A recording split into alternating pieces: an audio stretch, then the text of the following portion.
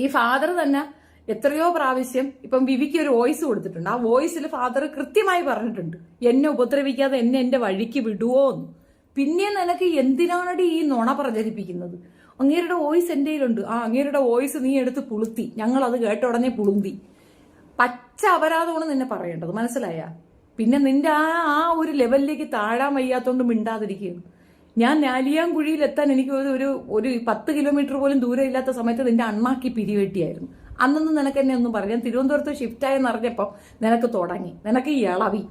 എടി മാപ്പിളയെ വിറ്റ് ജീവിക്കുന്ന അലവലാതി തള്ളേ, എന്റെ ഭാഗത്തേക്ക് നോക്കരുതെന്ന് എത്ര പറഞ്ഞാലും കേൾക്കാതെ നീ എന്റെ തലയിൽ കയറുന്ന എന്തിനാണെടി? അമരാവതി തള്ളേ, തന്നവരെ എല്ലാം തെറി വിളിച്ചുകൊണ്ട് നടക്കുന്ന അമരാവതി തള്ളേ, നിന്നെ കൊണ്ട് റീച്ച് എന്ന് നീ പറയുമ്പോഴും നിന്റെ നാക്കിൽ ഷെഫീന ബീവിന്ന് എന്തിനടി വരുന്നത്? എനിക്കിപ്പോ ഒരാളെ റീച്ച് ആക്കണ്ടെങ്കിൽ ഞാൻ ആ പേര് ഉച്ചരിക്കില്ല. നീ എന്റെ പേര്